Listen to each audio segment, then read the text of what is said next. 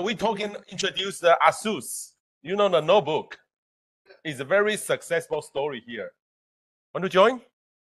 ASUS notebook. Yeah. You know, it's a very good story. Spun, yeah. Yeah, just in the beginning. Please join, have a seat. Where are you from? Yeah. Okay. Hello, everyone. My name is Chi Min Peng. This topic about talking about the sustainable transformation in the ICT industry. And we have two speakers, and one is from the ASUS. ASUS, I think, is the number one very solid notebook and also PC industry of the world. And one is from the Microsoft, and the first speaker is T.S. Wu. T.S. Wu is the Chief Sustainable Officer of the ASUS Tech Computer Corporation. And the second speaker is Ramon Bosch, and he's a Sustainable Solution Director of Microsoft. So the first one, and T.S. Wu, Zexin Wu, will be online. Okay, Ramon Bosch, hello, nice to meet you. Hello, nice to meet you. He will be the first one. For having me. Okay. The first speaker will be the Ramon Bosch, and Ramon Bosch, the floor is yours, please. Excellent, thank you very much. I'm very excited indeed to be here with you. Thank you for the invitation to speak to your audience, whether it's online or at the Blue Zone. So with that said, I will share my screen. I have a few slides to share with you as I do an introduction speech, or rather than a speech, maybe as I table a topic for further discussion later during the panel. So I think I'll take about 15 minutes to unpack this topic. I'll be talking to some visuals to make it a bit more interesting, and then I'll look forward to the continued conversation with the panelists. So the topic I chose to sort of kick off the conversation, right, and to have a productive panel today is supply chain decarbonization. You see, once you start to unpack sustainability and you go down the path of specifically environmental sustainability, right, then you take let's say a detour down to emissions land. Very quickly you realize that the topic that is top of mind for most organizations as it relates to environmental sustainability and specifically carbon is supply chain decarbonization, right? And the reason for that is because, with some notable exceptions, such as the financial sector, the emissions from products and services purchased, or the emissions from the supply chain, are the most material ones. That's true for most areas of manufacturing. It's true also in many areas of retail and consumer goods, etc. Right? So it's an important topic, and it's a topic that has been discussed at length also during COP28 this year. So that's it. It is not by any means or any stretch of the imagination a problem that has been solved. It is rather well understood, and everybody appreciates that it is material, and there are efforts underway to solve for it within the industry, including in the ICT industry, and I'm sure ASUS is no exception.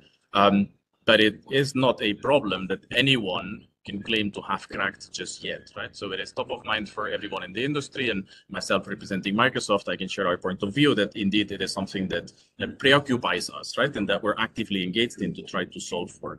Now, if you think of, well, what is supply chain decarbonization? Really, it's about engaging with suppliers for the purpose of agreeing on mutually beneficial strategies to produce offerings that carry fewer embedded emissions, right? That benefits both parts of the equation, both the seller and the buyer, as you move across the value chain upstream. So that's supply chain engagement. And why is that not happening in pursuit of supply chain decarbonization? It's mostly a data problem, right? And I suppose I'm not stating anything controversial. So many things today, certainly in the digital realm, can be distilled into just simply a data problem, right? And very specifically, this is a data acquisition problem. Data isn't readily available, right? So the buyers don't have the data from their suppliers as it relates to the emissions of the parts and substances or the ingredients that make up the products that they themselves manufacture. When the data happens to be available, it isn't necessarily consistent, not consistent across their various suppliers. When it happens to be available and somewhat or reasonably consistent, it tends to be not of high quality. And if all the boxes are checked, ultimately, there's a lack of trustworthiness in the data, right? So even if one can claim that data is of quality, it's hard to have trust in that claim because of, well, lack of traceability and proof of provenance, for instance. And if you look at this slide that I have here as a visual, you'll see that there are ways to solve for that, right? And there are understood driving factors or levers to solve for those problems that are in part technical and in part not. Now that said, only a handful of organizations worldwide can afford to obtain data from their suppliers regularly with consistency and quality and trustworthiness. And the reason for that is because they can afford the time and the cost to implement very sophisticated systems, like systems of record for environmental management, right? And that's true both on the supplier and the buyer side. But what happens with the long tail, right? So all of the other thousands and dozens of thousands of suppliers of a medium scale manufacturer that are just not able to produce the data that the manufacturer needs to assess their emissions and therefore make informed decisions with regards to how to decarbonize the supply chain. So you'll see here that I've brought up in red the term scalability, right? So whatever solution exists today to really account for the emissions in the supply chain is something that only a handful of organizations upstream and downstream can afford. Therefore, this just doesn't scale enough, right? If you've been paying attention to COP this year, there's been a number of initiatives that have been announced. One by Greenome in partnership with the Swiss Stock Exchange and the Spanish Stock Exchange to create a platform to enable small and medium businesses to afford to report on their emissions, initially at the company level, and then increasingly with a focus on doing so at the product level. Another similar initiative is Massive Plus, which is an initiative that was born in Sweden as a consortium of some of the largest manufacturers in Sweden that had appreciated that they have the same problem, right? That they can't easily account for the emissions from all of those smaller suppliers. And again, a very smaller initiative in the form of Greenprint. It's a partnership between KPMG and the Monetary Authority of Singapore that aims to solve for the same problem. And I could keep listing more and more, and we see announcements like this being made regularly of those that are aiming to create platforms, as illustrated on the right-hand side of this slide, that solve for the problem of those SMEs in the middle section of this slide, right? So if you go to the left-hand side of the slide, you'll have the larger corporates, oftentimes Fortune 500s and somewhere below, that can afford the complexity of a comprehensive system of record for environmental management that can calculate the product carbon footprint of everything that they manufacture to then disclose that or share it with their clients. But in the middle, you have all of those SMEs that just simply for whom the existing solutions don't scale, right?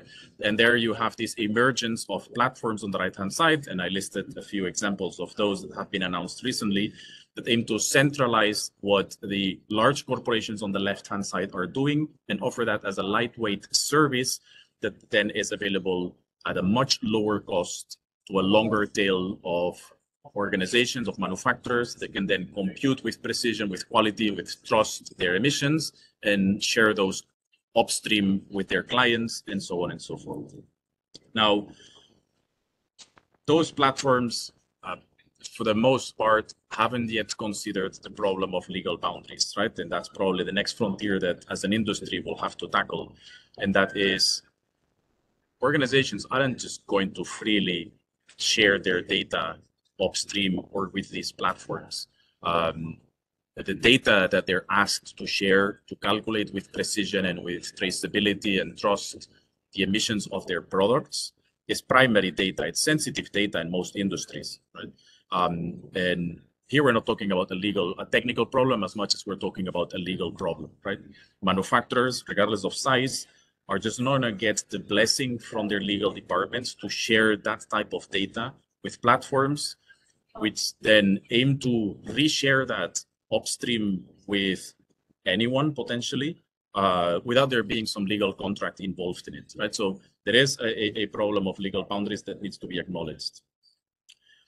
There are emerging standards or protocols, for lack of a better term, that deal with that. Of course, beyond the scope of a presentation like this, but it's maybe something that we'll have the opportunity to address during the panel. But there are emerging standards that allow organizations to share data with each other, to exchange data with sovereignty, right?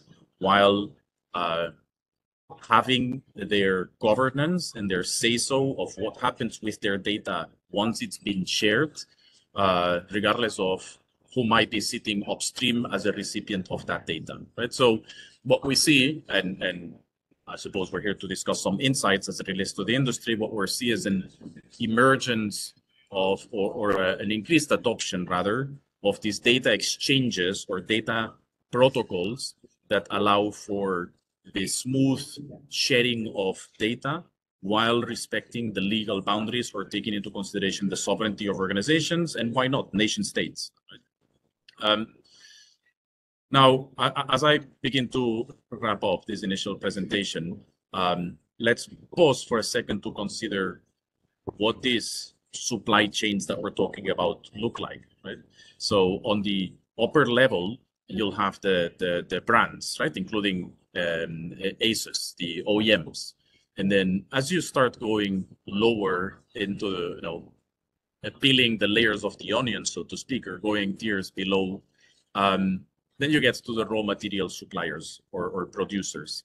And there's a lot of overlap the lower you go, right? So the raw material suppliers don't supply just into the ICT supply chain or the automotive supply chain or the luxury goods supply chain. They potentially supply to all of them, right?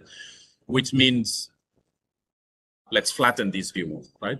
Which means that if we're thinking of these platforms that are emerging, what we expect is that there'll be some platforms that will win the battle in one supply chain, and those are not going to be the same aggregators or platforms that connect the dots in another supply chain, right? So what we see is that across different supply chains, we will have an emergence of different platforms that solve for this problem of data acquisition and data exchanging between participants.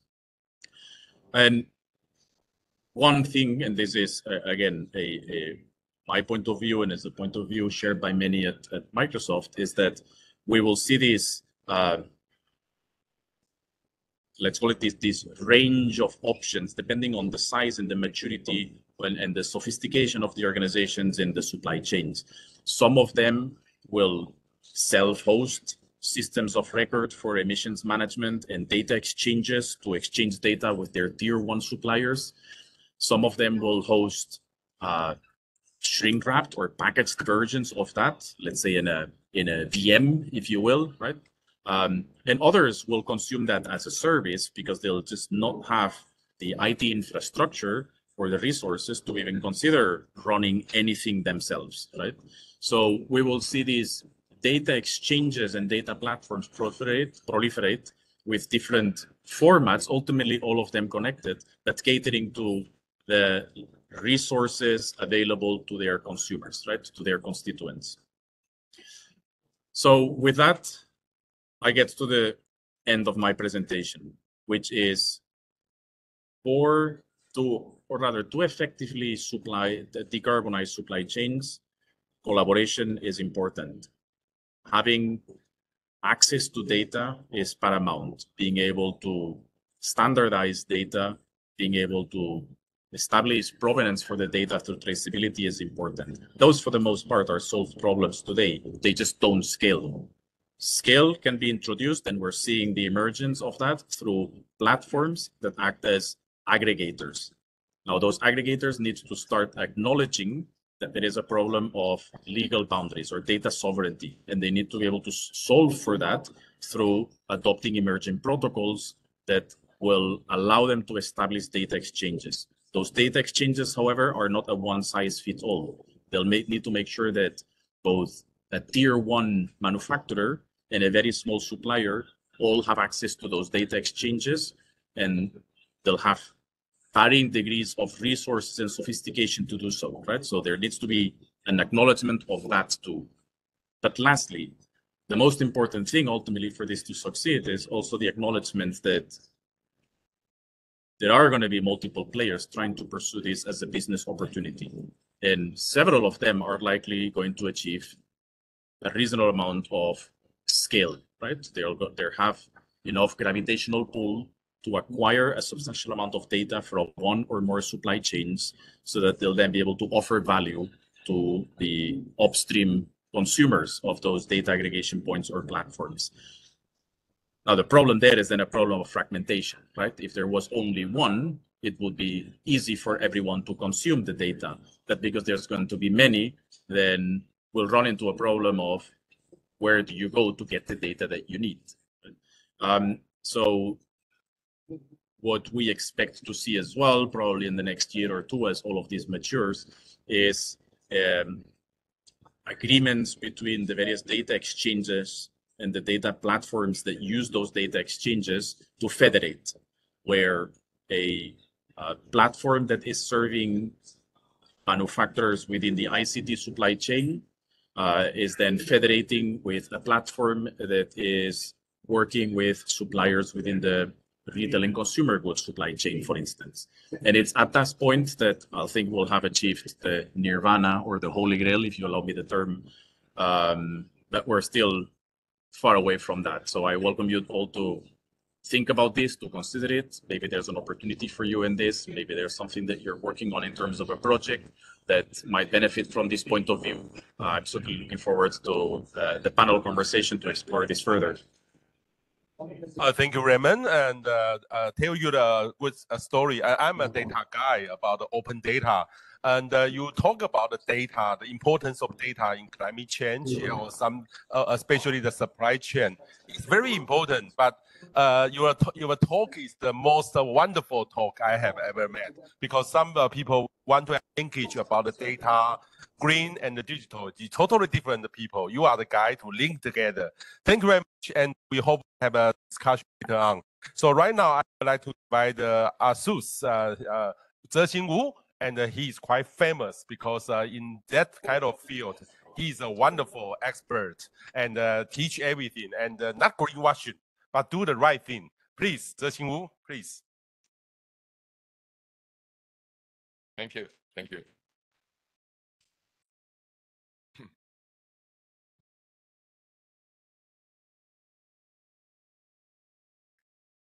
Thank you.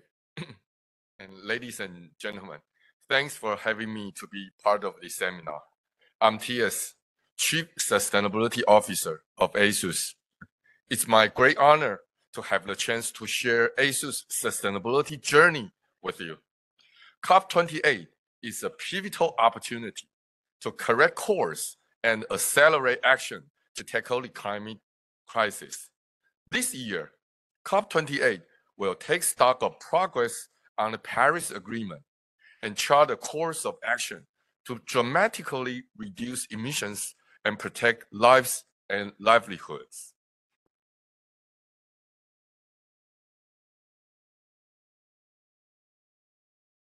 From where we stand, ESG is no longer a nice to have for business.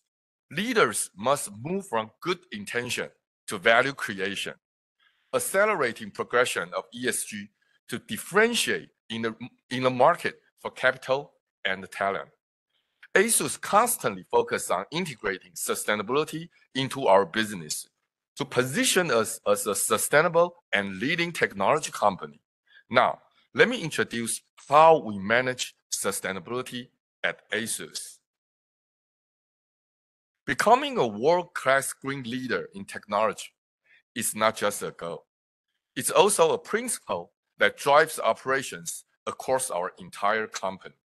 On this incredible journey towards sustainability, we continually leverage our technological leadership, data-driven rigor, and human-centered philosophy to create a net zero enterprise that drives the shift towards a circular economy with a responsible supply chain, creating shared value for each and every one of us.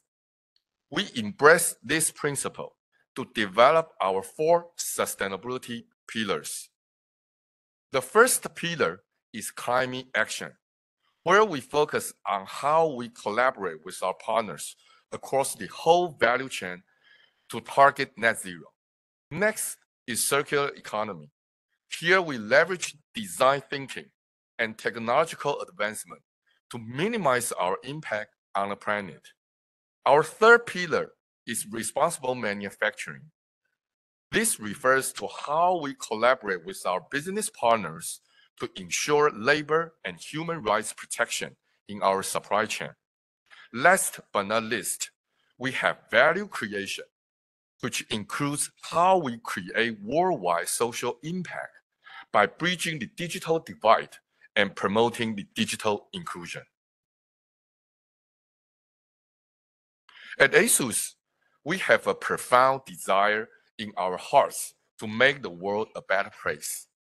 But we also know that good intentions are not good enough. For us, sustainability is a continuous journey. We constantly raise the bar for ourselves, translate our goal into day-to-day actions and tangible outcomes, and keep pushing towards a more sustainable future. To achieve this, we are digitizing data, adopting scientific management practice, and constructing sustainable value with core competency. We have also committed to contributing to the United Nations Sustainable Development Goals so that our sustainability actions have a meaningful global impact. Sustainability is more than a brand image. Companies that fail to take up the challenge and instead continue to view sustainability through a compliance or ESG reporting lens will miss the opportunity to tap into lucrative new market and create winning business model. However, sustainability transformation requires a deep understanding of emerging technologies, strong engagement with stakeholders, and a series of investment tailored to each organization. This illustration shows how our sustainability organization structure has been designed to achieve firm's strategy. ASUS has experienced a 6-stage sustainable transformation in the past 2 decades. Sustainability in ASUS starts from the passive compliance and gradually turn into part of our core operations and value creation. We look forward to seeing sustainability becoming the next strategic growth opportunity in the future.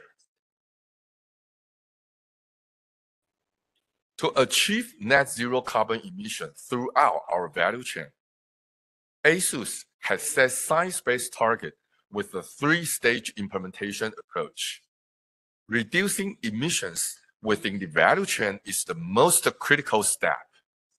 We commit to enhancing our product's energy efficiency to be 30% better than Energy Star standard and requiring our key supplier to achieve a 30% reduction in carbon intensity by 2025. We've also committed expanding the use of renewable energy, reaching a 100% renewable energy across our global operations by 2035. Then we aim to investing in innovative technologies to remove our remaining carbon emissions and gradually driving the entire value chain towards net zero by 2050.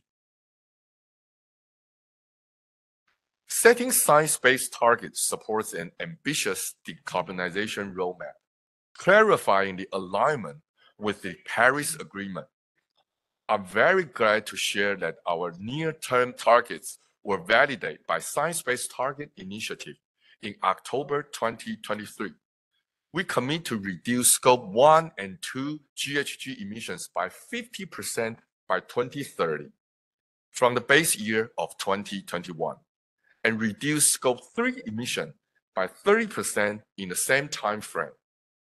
We've also commit our long-term target and will get the long-term goals verified by 2025. This illustration demonstrates a series of our strategic moves to fulfill the net zero target.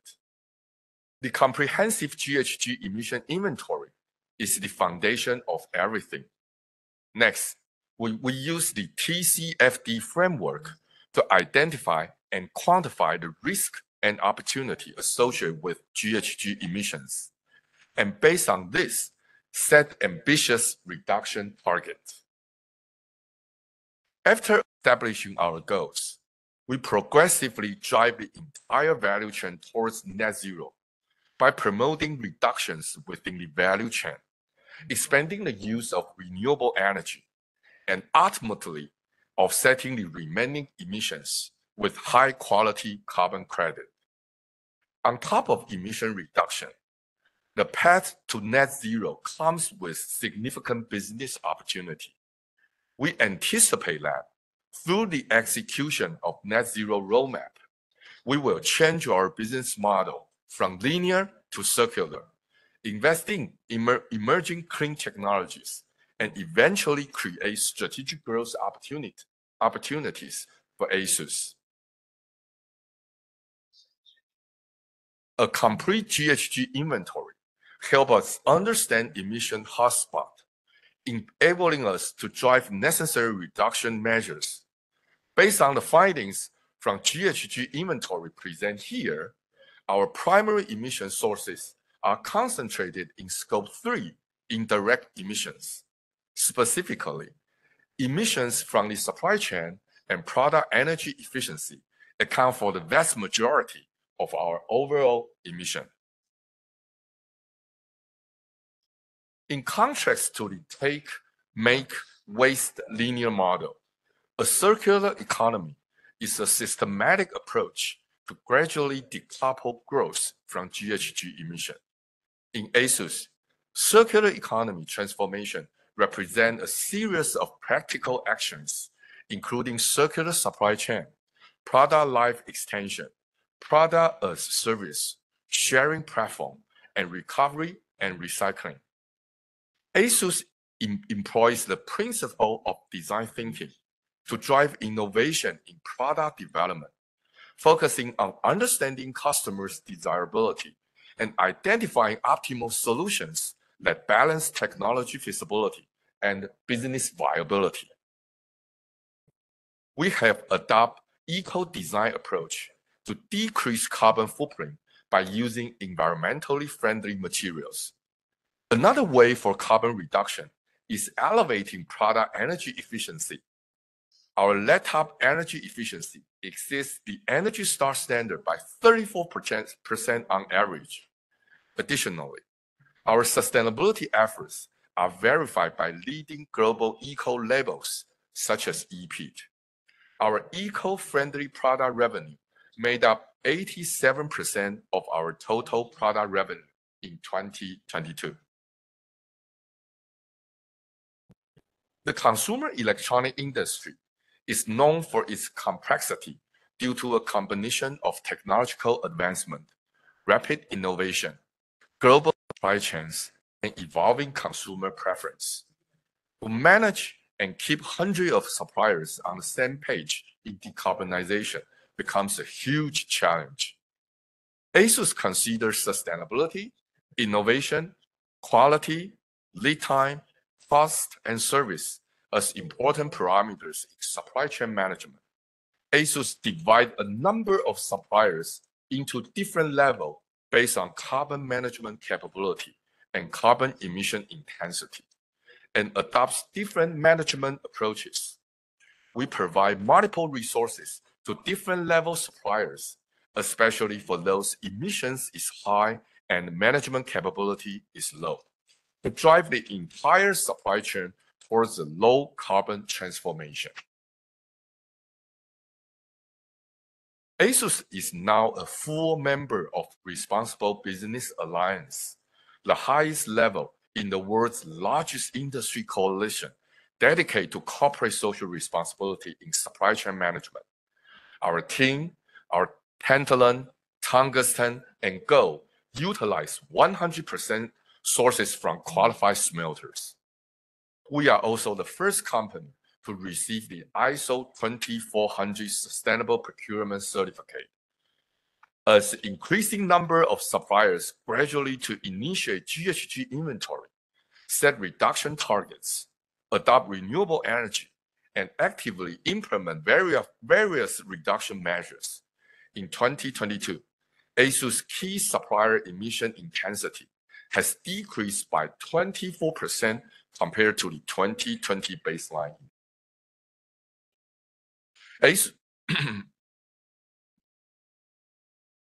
ASUS conducts product carbon neutrality with a three-stage implementation approach. First, we precisely calculate the carbon footprint of products of the entire life cycle through the international methodology, then publish a product carbon footprint report certified by a third party. Our intensive assessment process has led to impressive results. Our expert book became the world's first carbon footprint verified commercial laptop. Second, we conduct the carbon reduction strategy, including the use of environmental friendly material, energy saving design, and supply chain carbon reduction process to make all out effort to decrease the carbon footprint. Finally, we offset the residual carbon emission by high quality nature-based carbon credit and complete the third-party verification to ensure the transparency and accountability. The recent launches of ASUS commercial laptop and the new Zen book perfectly represent our focus on sustainability and design thinking. These two carbon-neutral laptops adopt post-consumer recycled plastic, ocean-bound recycled plastic, post-industry recycled metal, and FSC-certified packaging, and offset residual emission by using nature-based carbon credit. We will further incorporate carbon topics into our new business model in the near future. Our sustainability strategy of focusing on fundamental and result has received widespread acclaim. We are proud to be listed in a number of international responsible investment index. This year, we are especially proud to be included in the Corporate Knight Clean 200 Index, selected by the Financial Times as one of the climate leaders in Asia Pacific, and listed as one of the world's best company in Time magazine. All of this affirm our commitment to making sustainability a core part of our business. Climate issue not only challenge the resilience of a company, but also give us an opportunity to build a better future. Companies can identify opportunities for innovation by global challenge and convert them into corporate strategies to grow in a more sustainable and inclusive direction. I hope all of you have enjoyed this introduction. ASUS is constantly searching for the incredible and creating shared value for everyone. Let's sustain an incredible future together. Thank you. Thank you, Zhejing. And can we go back to the last 3 pages? Because what I know is the first net zero notebook, right? The first net zero. Is this one? This one? Is there one? Yes. Net zero. Yeah. Net zero. It's a carbon neutral laptop. Carbon neutral. Yes. In average, one notebook, how much with the carbon credit? I mean, how many? Before conducting the reduction plan, the average carbon footprint of a notebook is around 300 to 400 kilometers. 400. Yeah. 300 to 400. Yeah, kilometers. Okay. Per laptop. Per laptop. Yeah. Okay. But okay. we especially emphasize the reduction plan within the supply, within the value chain. Oh, we wonderful. Not using Yeah. The carbon credit in the first time because we think it's kind of greenwashing activities. Okay. We make all our effort to reduce the carbon footprint and offset the residual carbon emissions by high quality nature-based carbon credit. Yeah. To achieve carbon neutral. Oh, what we want. wonderful. So, sir, where are you from? I'm from Nigeria. Are you a user of ASUS? Yes, I do. Oh, really? Yeah, yes. This is why I would like Thank to. Yes, this is why I would like to speak with you about a couple of things. So I am the Director General and the CEO of the Small and Medium Enterprise Development Agency of Nigeria. So, which means we have over 40 million small businesses in our community, and I'm directly in charge of their coordination, modernization, as well as their operations in Nigeria. So my question, I have two questions. The first one was for Mr. Mr. Bosch. Bosch, yeah, from Ramon Bosch, yeah. From Microsoft. Maybe can you sit here? Maybe because we have camera, everybody can watch you. Yeah, there. Welcome to be our. Yeah. Thank you. So I was talking about, he was talking about data, because I am in charge of over 40 million small businesses in all of Nigeria. And I wanted to ask, what is the best way, what's the best framework, what's the best mechanism for us to get these small businesses to be able to share data? Because when this data is shared, from what we're seeing, we can make informed decision as to how much we are saving carbon emission and what needs to be done. So what can we do to help with small businesses sharing that data? And for you, sir, my question is, I feel like, first of all, I need to applaud you. That's why I was clapping for all the firsts. Thank you. I need to applaud you. That's why I was clapping for all the work that you've done. Firstly, in getting all the awards for sustainability, but more importantly, to ask you that, let's say, to whom much is given, much is expected. What can we do to have an ASUS Sustainability Center set up in Nigeria? Because we are, in all of Africa, we are the highest consumers of the ASUS laptops. What can we do to get a lot of these small businesses to start to think sustainability? So can we have, it would be nice to sign like an MOU or an understanding that we can get ASUS come to Nigeria and set up a sustainability center, and also set up a digital center like you've done and donated laptops. Okay. So yeah, you want to answer first? I think quick response to your question, and again, thank you for to be part of the seminar.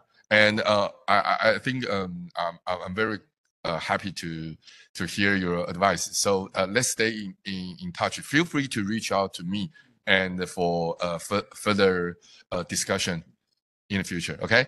Thank you. Later on. Leave the business card. Okay. We do. Yeah. Ramon, from Nigeria, have the questions, and because your talk is totally very wonderful. I will invite you to Asia, because I know lots of the data guy, and they did not know the climate change, and you make a good bridge, talk about the data silo, blah blah blah, and wonderful. Want to have a feedback? Yes, absolutely. As I was listening to the gentleman for Nigeria, before we even go into the tactics that one would want to employ to acquire data from such a large amount of constituents, the constituents being the small and medium businesses in Nigeria, before we even explore the tactics, I would call out the fact that it's the type of organization that you head or that you head up that we see emerging as the data steward for all of these emissions data that the upstream clients of your constituents, right? So the manufacturers, the small businesses that you serve, want to acquire data from, right? So case in point, the example I gave earlier of Massive. Massive is a consortium of manufacturers in Sweden that have adopted I would say a national or nationalistic approach even towards solving the problem. But of course, they acknowledge that supply chains are interconnected globally, but they want to act locally to then serve supply chains globally. I think in Nigeria, based on what you've described about your organization, you're likely in a position where you can do something very similar, right? Where you can spearhead the implementation of a platform that helps scale data acquisition towards all of those small and medium businesses in Nigeria, so that they can then respond to the requirements from their clients, potentially out of Nigeria, right? So what are some of the data acquisition tactics that we see being implemented successfully? Well, first of all, you have to understand that based on the millions of constituents that you serve, it's very likely that many of them are not highly technified, right? Or systematized, that they don't have an IT department, right? Or maybe even a computer. So any efforts to start to collect data from them have to start with that realization in mind. And therefore, the barrier of entry has to be as low as possible, right? So it has to be manual data acquisition. There's unlikely going to be IoT sensors deployed in their manufacturing facilities, right? So you'll have to, if you're thinking of building a platform that serves them and that acquires data from them and that calculates emissions on their behalf, it has to start with some approach towards manual data acquisition, right? And then you can start improving that towards more automation and integration, but initially it has to be purely manual and probably with an interface that supports mobile devices, right? Or feature phones, not necessarily even smartphones. So, I mean, this is a topic, of course, that excites me a lot, and we could speak about this for hours, but I'll just table those two thoughts, right? That I think you're in a unique position to help solve the problem in for those organizations in Nigeria, but you need to really think low tech, right? Not high tech. Okay, thank you, Ramon. I have a question to Zexin and later on to the Ramon, because ASUS make a very strong commitment to make about the climate change and also the carbon reduction. And can you share how to guide the supply chain toward the low carbon transformation? Because Ramon also talked about the data, how you use the data to make, because there were lots of silo there, how you overcome the problem. And I have also the same question to Ramon, because what do you think about ASUS? And they're also planning to do that, just I know. And do you have any kind of suggestion what they can do a better way? Because it's not easy job, you know, right? Thank you. Please. Thank you, Dr. Peng. Okay, and thank you for your question. In recent years, environmental, social, and governance issues have become increasingly prominent, and many companies have felt the pressure of supply chain disruptions and increasingly complex environmental changes. We believe that companies should establish adaptable supply chain to address complex supply sustainability issues and assist in effective supply chain management. And Paris Agreement has clear requirements for supply chain on climate issues, urging companies to enhance mitigation and adaptation capability building. In our view, big brands bear the responsibility to help their supply chain to build corresponding capability, from identifying emissions hotspot, setting reduction target, implementation reduction actions, and promoting renewable energy. Especially the emission from the supply chain account for a significant portion of the overall GHG inventory, as I present earlier. To manage and keep hundreds of suppliers on the same page in decarbonization becomes a huge challenge. First of all, we build the consensus by repeatedly communicating to our suppliers that carbon management is not just a moral appeal. Equipping with carbon management capability is critical for future collaboration with ASUS. Then we categorize our hundred of suppliers based on their carbon management capability and the carbon emission volume. We conduct the annual audit to investigate the environmental footprint, offering comprehensive assistance and guidance mechanism to suppliers who are unfamiliar with carbon management, and strengthening collaboration with leading suppliers. We embedded suppliers' ESG performance into our quarterly business review providing a solid incentive to encourage suppliers to be more willing to invest effort in GHG reduction.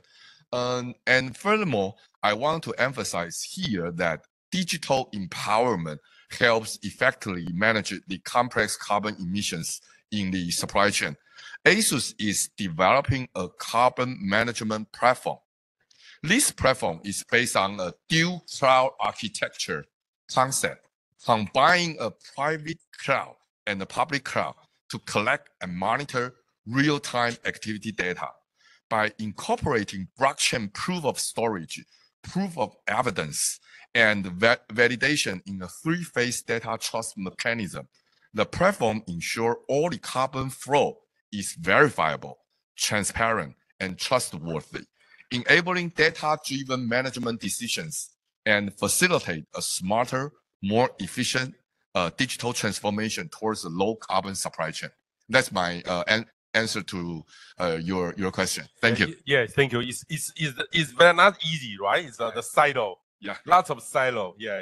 It's not easy. Yeah. Okay, Ramon, you have some feedback, suggestion to the ASUS? Yeah, well, first of all, I would applaud Mr. Wu's commitment to sustainability, of course, on behalf of ASUS, and I'm really impressed by all the initiatives that have been listed. And I was particularly excited when I saw in one of the last slides, Mr. Wu, where you mentioned that you have this framework to address the I think it was the 42% of emissions that corresponds to the supply chain, where you list that those sort of 4 pillars of a strategy around evolutionary, strategic, developing, and potential. And in the potential quadrant, you listed I presume it's a potential initiative that you might be considering that involves assisting your suppliers in establishing a carbon management capability, right? Which is, it's more or less, if not exactly, what I had been describing in my initial presentation, right? Where we see this proliferation of platforms that help smaller players do their carbon accounting because the smaller players just don't have the sophistication or the resources to do so, right? And I suppose you've seen the need to help your suppliers help themselves. And as soon as they're able to do that, they'll also help you have a better catalog of the emissions from the parts and substances that you buy from them, right? So it's a bit of a self-serving proposition, but everybody wins as a result. So I found that very exciting and interesting that you're working on that. And what I would see is... Okay, thank you. Oh, no song. Thank you, Ramon. And we're looking forward to further cooperation with Microsoft in the future. Okay, wonderful. Yeah. Sir, you're from Nigeria. You are user of ASUS. Do you expect the net zero notebook? Also the user of Microsoft. Yeah. Match made in heaven. For Ramos, I'm looking forward to working with you on the framework where we can get small businesses.